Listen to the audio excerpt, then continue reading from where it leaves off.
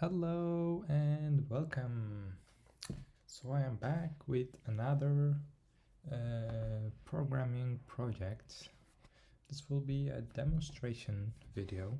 So it's not the programming, but I will show how the program works. And if you want to follow the tutorial, the programming part, I will add the link of the article that I wrote about this project.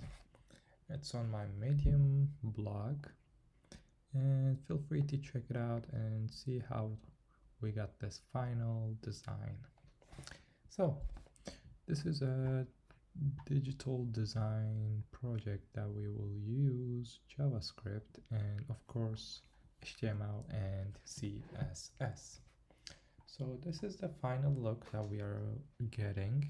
As you can see, I've added a beautiful title on top with some cool font, and here we can see a box which has a border line, and we can see the clock running, and the second is moving, and the hour and the minute. All this stuff is responsive and updating itself live. And I've also added this digital clock right below the clock to give it some different vibe and to get the time, to understand what time is it by looking at it. So if you want to look at the clockwise, you have it over here. If you want to check the digital clock, it's over here. And they fit really well. It looks beautiful. And I've also added a cool button right below the clock. So when we click on that, as you can see, it's making that cool movement when you hover on it. So when we click on that, it just refreshes the page and our background image is updating itself. So if you're in a different mood, you just click on it and you get a different design. So this is what we did in the article, and this is a demonstration how it works. And let me show you real quick how the code looks like. And this is our file directory. I'm using Atom as my code editor, and to run this program on this live server, which you can see the IP over there. So I'm using a package called Atom Live Server, and then it runs the server on this IP. It's free, and I highly recommend if you're working on web projects like this one. Alright, this is our HTML file, index.html.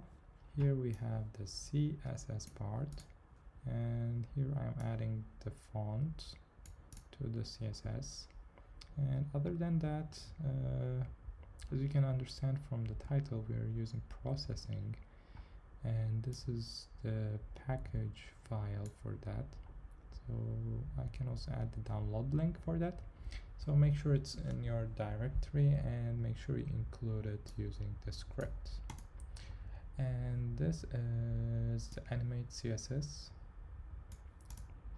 library, so I use that to do this cool button effect, as you can see.